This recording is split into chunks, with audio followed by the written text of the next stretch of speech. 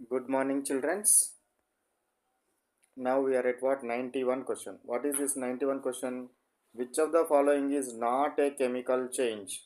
క్రింది వాటిలో chemical change కానిదేది? Chemical change అని అంటే మనం ఏం గుర్తుపట్టాలి? న్యూ సబ్స్టెన్స్ ఫామ్ అవుతుందా కాదా అని గుర్తుపట్టాలి. న్యూ సబ్స్టెన్స్ కనుక ఫామ్ అయితే కెమికల్ చేంజ్. ఆ ఇచ్చిన దానిలో న్యూ సబ్స్టెన్స్ కనుక ఫామ్ కాకపోతే అది కెమికల్ చేంజ్ కాదు. కెమికల్ చేంజ్ కాదు. డైజెషన్ ఆఫ్ ఫుడ్ ఏమవుతుంది? ఫుడ్ మనం తినగానే మన స్టమక్ లోపల గ్యాస్ట్రిక్ జ్యూస్ అంటే హైడ్రోక్లోరిక్ యాసిడ్ ప్యాంక్రియాస్ నుంచి వస్తుంది. హైడ్రోక్లోరిక్ యాసిడ్ ఈ గ్యాస్ట్రిక్ జ్యూస్ అనేది రియాక్షన్లో పార్టిసిపేట్ చేసి అది మొత్తము మనకు అన్నం అనేది అన్నం రూపంలో ఉండకుండా వేరే దానిలోనికి మార్చడం జరుగుతుంది. అంటే వేరే కెమికల్ ఫామ్లోనికి మారుతుంది. కాబట్టి ఇది digestion of food is a what chemical change.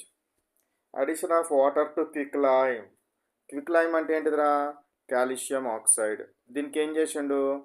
వాటర్ని కలిపితే ఏమొస్తుంది మనకు? కాల్షియం హైడ్రాక్సైడ్ అనే న్యూ కెమికల్ ఫామ్ అవుతుంది. కాల్షియం హైడ్రాక్సైడ్ ఫామ్ అవుతుంది. సో దీన్నే లైమ్ వాటర్ అంటాము. కాబట్టి ఇది కూడా కెమికల్ చేంజే. న్యూ ఏర్పడ్డది, న్యూ సబ్స్టెన్స్ ఫామ్ అయింది కాబట్టి chemical change. Third option rusting of iron. So iron ఏమవుతుంది? Iron will reacts with oxygen in presence of moist it will forms what? Fe2O3 x moles of H2O. ఇది rust యొక్క formula అంటే ఇక్కడ iron అనేది Fe2O3 న్యూగా మారింది, new సబ్స్టెన్స్గా మారింది. It is also a chemical change. Next melting of ice అనేది melt అయితే ఏమవుతుంది? అది వాటర్గా మారుతుంది. ఐస్ యొక్క ఫార్ములా ఏంటి? H2O. వాటర్ యొక్క ఫార్ములా ఏంటి? H2O. ఒకవేళ ఇంకా హీట్ చేస్తే వాటర్ వేపర్గా మారుతుంది. దాని యొక్క ఫార్ములా ఏంటి? H2O. అంటే కెమికల్ ఫార్ములా అనేది మారతలేదు, కొత్త సబ్స్టెన్స్ కాలడం లేదు. ఫార్ములా మారితేనే కొత్త సబ్స్టెన్స్. కాబట్టి ఇక్కడ ఫార్ములా మారడం లేదు కాబట్టి కొత్త సబ్స్టెన్స్ ఫామ్ అవ్వడం లేదు. కాబట్టి ఇదేంటిది మనకు? కెమికల్ చేంజ్ కాదు. ఇదొకటి ఫిజికల్ చేంజ్. కానిది అడిగినాడు కాబట్టి this is the answer. Next question 92 question. Calcium oxide or quicklime is dissolved in water to form colorless solution. The nature of the solution is, దాని యొక్క నేచర్ ఏంటి అని అడుగుతున్నాడు. కాల్షియం ఆక్సైడ్ని వాటర్లో కరిగిస్తే మనకేమొస్తుంది? కాల్షియం హైడ్రాక్సైడ్ వస్తుంది. కాల్షియం హైడ్రాక్సైడ్ వస్తుంది. ఈ calcium hydroxide యొక్క నేచర్ ఏంటి? మనం గుర్తుపెట్టుకోవాల్సింది ఏంటి అని అంటే, మనం గుర్తుంచుకోవాల్సిన అంశం ఏంటి అని అంటే, ఇక్కడ మెటల్స్ తోటి కనుక OH కనుక కలిసి ఉంటే, ఏ మెటల్ తోటి OH కలిసి ఉన్నా సింపుల్గా you can give as answer basic. OH కనబడ్డదంటేనే బేసిక్. కానీ నాన్ మెటల్స్ తోటి ఉన్నప్పుడు కొన్ని సందర్భాల్లో కాదు. మెటల్స్ తోటి ఉన్నప్పుడు మాత్రం కంపల్సరీగా బేసిక్ నేచర్ ఉంటుంది. కాబట్టి కాల్షియం OH కనబడ్డది అంటే బేస్లోనికి పోవాలి. ఒకసారి పోయిన తర్వాత పక్కన మెటల్ ఉందా నాన్ మెటల్ ఉందా చూడాలి. మెటల్ ఉంటే కంపల్సరీ బేసికే, నాన్ మెటల్ ఉంటే కొద్దిగా ఆలోచించాలి. ఇప్పుడు ఫర్ ఎగ్జాంపుల్ HOH ఉందనుకోండి, ఇక్కడ OH కనబడుతుంది కదా, దీన్ని బేస్ అంటామంటే వీలు కాదు. HOH అంటే ఏంటి? వాటర్. కాబట్టి ఇది న్యూట్రల్. కాబట్టి మెటల్స్ తోటి ఉంటే మాత్రము ఫస్ట్ ఏ గ్రూప్ ఎలిమెంట్స్ కానీ సెకండ్ ఏ గ్రూప్ ఎలిమెంట్స్ తోటి ఉంటే ఇంకా కంపల్సరీ అది బేస్గానే ప్రవర్తిస్తుంది. All metal hydroxides are bases. ఇంకా ఇక్కడ దాకా కూడా రావాల్సిన అవసరం లేదు. All metal oxides are bases. So 10th స్టాండర్డ్లో, ఇంటర్మీడియట్కి పోయినాక కొన్ని కాంప్లికేషన్స్ వస్తాయి కానీ 10th స్టాండర్డ్లో మాత్రం ఆల్ మెటల్ ఆక్సైడ్స్ బేసిక్ ఆక్సైడ్స్గా గుర్తుపెట్టుకోండి. Next 93 question number 93. Which of the following gas is liberated when zinc is treated with dilute hydrochloric acid? జింక్ని డైల్యూట్ హైడ్రోక్లోరిక్ యాసిడ్ తోటి కనుక రియాక్షన్ జరిపిస్తే ఏ గ్యాస్ వస్తుంది అని అడిగినాడు. Zinc chloride plus H2 hydrogen gas వస్తుంది. ఏ గ్యాస్ వస్తుంది? హైడ్రోజన్ గ్యాస్ కాబట్టి ఎబో హెడెడ్ ఆరో మార్క్ తోటి రిప్రజెంట్ చేయాలి. ఏ గ్యాస్ వస్తుంది? ఏ మెటల్ అయినా సరే యాసిడ్స్ తోటి కనుక రియాక్ట్ అయితే హైడ్రోజన్ గ్యాస్ వస్తుంది. అన్ని మెటల్స్ కూడా యాసిడ్స్ తోటి రియాక్షన్ చేస్తే హైడ్రోజన్ గ్యాస్ వస్తుంది ఎక్సెప్ట్ కా, మే, సి, ఆ, ప్లాటి. కాపర్, మెర్క్యూరీ, సిల్వర్ అంటే ఆరం, ప్లాటినం. కా, మే, సి, ఆ, ప్లాటి. ఇవి మాత్రము ఇవ్వవు. ఇవి యాసిడ్స్ తోటి రియాక్షన్ అయినప్పుడు హైడ్రోజన్ గ్యాస్ ఇవ్వవు. కానీ మిగతా యాసిడ్స్ తోటి రియాక్షన్ అయినప్పుడు అన్నీ కూడా హైడ్రోజన్ గ్యాస్ ఇస్తాయి. ఇవని ఏంటి అంటే గివే. ఇవి 5 మాత్రమే ఇవ్వవు. వీటిని గుర్తుంచుకోండి. Next one 94th question. 94th question. One formula unit of MgBr2 represents. So MgBr2 కనుక ఇది సాల్ట్ కాబట్టి డిసోసియేషన్ అయితే నాకు Mg+2 Br- అయాన్స్ వస్తాయి. కాబట్టి ఏముంటుంది ఇందులో? ఒక Mg+2, దీని ముందట 1, దీని ముందట 2, 1 Mg+2 అయాన్ వస్తుంది, 2 Br- అయాన్స్ వస్తాయి. ఇందులో చూడండి ఆన్సర్ ఏంటండి? 1 Mg+ ఉంది కాబట్టి ఇది wrong. So 1 Br- wrong, 2 Br- ions is correct. 2 Br- ions is correct. కాబట్టి ఎన్ని Br- అయాన్స్ వస్తున్నవి? 2 Br- అయాన్స్ వస్తాయి. Next question 95th question. So 95 question number 95 చూడండి. C3H8 + O2 gives rise to CO2 + H2O. So ఇక్కడ X ప్లేస్లో ఎంత ఉంటుంది అని అడుగుతున్నాడు. ఎక్స్ ప్లేస్లో ఎంత ఉండాలి? ఇప్పుడు కార్బన్స్ ఎన్ని ఉన్నాయి? 3x ఉన్నాయి. ఇక్కడ కార్బన్స్ ఎంత ఉన్నాయి? 3a ఉంది. 3 × 1 3. సో కార్బన్స్ 3x = ఇక్కడ కార్బన్స్ ఎన్ని ఉన్నాయి? 3a ఉన్నాయి. కాబట్టి 3 3 గెట్ క్యాన్సర్ అయితే x = ఎంత వస్తుంది? 1. x = 1 రావాలి. నెక్స్ట్ హైడ్రోజన్స్ దగ్గర చూడండి. 8 × x కదా హైడ్రోజన్స్, 8x. ఇక్కడ ఎన్ని హైడ్రోజన్స్? 4 2 8. So 8 8 get cancelled. మళ్ళీ అగైన్ x = ఎంత వచ్చింది? 1 వచ్చింది. y × 2 2 2y. ఇక్కడ ఎన్ని ఉన్నాయి? ఆక్సిజన్స్ 3 2 6 + 4 1 4. 6 + 4 3 2 6 + 4 1 4. 6 + 4 10. సో y = 10, 2y = 10 కాబట్టి y = ఎంత వస్తుంది? 2 ఇటు వస్తే బై అవుతుంది. 2 1 2 5. So y = 5. సో 5 వస్తుంది. కాబట్టి x = 1, y = x = 1, y = z value already 3 ఇచ్చినాడు. Coefficient where z is the coefficient of CO2 అన్నాడు. z = 3 ఉండాలి. So 1, x = 1, y = 5, x = 1, y = 5, z = 3. Second option is correct. Which option is correct? Second option is correct. అన్నయ్య ఇంట్లోనే ఉన్నాను. పడుకున్నారు వాళ్ళు, ఇంకా లేవాలి. ఓకేనా? సో నెక్స్ట్ క్వశ్చన్ 96th క్వశ్చన్కి వెళ్దాం.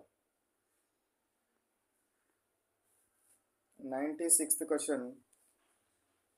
ఏ బ్యాలెన్స్డ్ కెమికల్ ఈక్వేషన్ ఇండికేట్స్. ఒక బ్యాలెన్స్డ్ కెమికల్ ఇండికేషన్ మనకి ఏం చెప్తుంది?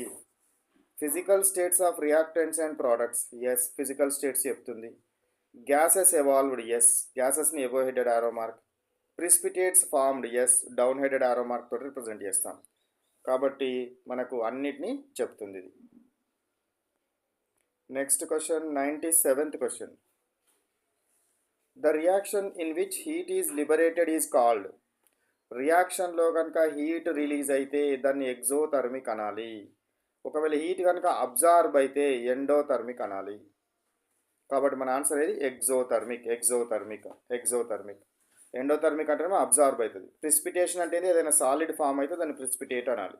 సాలిడ్ కనుక ఫామ్ అయితే, కెమికల్ రియాక్షన్లో సాలిడ్ కనుక ఫామ్ అయితే దాన్ని ప్రిసిపిటేషన్ అంటాం. Next 98th question. The volume occupied by 1 mole of gas at STP is. So 1 mole of gas at STP, అది ఏ గ్యాస్ అయినా సరే 1 mole ఉంటే చాలు. స్టాండర్డ్ టెంపరేచర్ అండ్ ప్రెషర్ దగ్గర ఆక్యుపై చేసే వాల్యూమ్ ఎంత అంటే 22.4 లీటర్స్ లేదా 22,400 మిల్లీలీటర్స్. 22.4 లీటర్స్ లేదా 22,400 మిల్లీలీటర్స్. 1 mole ఏ గ్యాస్ అయినా సరే ఎంత ఆక్యుపై చేస్తుంది? 22.4 లీటర్స్ లేదా 22,400 millilitres. Next question 99 question. 1 gram molar mass of oxygen. 1 gram molar mass of oxygen O2 అని ఇచ్చినాడు. కాబట్టి 2 × O. సో 2 × 16. O ఎంత? Atomic mass 16. సో 2 16 32. సో కాబట్టి ఎంత వస్తుంది మనకు 32 వస్తుంది. ఎంత వస్తుంది? గ్రామ్ మోలార్ మాస్ అన్నాడు కాబట్టి పక్కన గ్రామ్స్ ఉండాలి. ఇక్కడ కూడా ఆన్సర్ 32 వచ్చింది. ఇక్కడ గ్రామ్ అనే పదం లేకపోతే యూనిఫైడ్ మాస్ యు అనేది తీసుకోవాలి. ఇది చాలా చాలా జాగ్రత్తగా చూడాలి. ఇక్కడ గ్రామ్ అనేది కనుక నీకు అగుపిస్తే ఇక్కడ దీని పక్కన గ్రామ్ రావాలి. ఒకవేళ గ్రామ్ అనేది కనుక అగుపియకపోతే ఇక్కడ ఏముండాలి? యూనిఫైడ్ మాస్ అనేది ఉండాలి. ఓకేనా? సో గ్రామ్ మోలార్ మాస్ ఎంత? 32. ఒకవేళ ఇక్కడ O2 కాకుండా O అని ఇచ్చినాడు అనుకోండి, అప్పుడు O ప్లేస్లో ఎంత రాయాలి? జస్ట్ 16 మాత్రమే రాయాలి. ఇక్కడ O2 అని ఇచ్చినప్పుడు O2 అని బ్రాకెట్లో ఇచ్చింది కాబట్టి 32. ఒకవేళ ఏమీ ఇవ్వలేదనుకోండి అప్పుడు కూడా O2ఏ. ఇస్తే మాత్రమే O అని ఇస్తే మాత్రమే 16 తీసుకోవాలి. Next question, 100th question. How many grams of H2 is produced by electrolysis of 18 grams of water?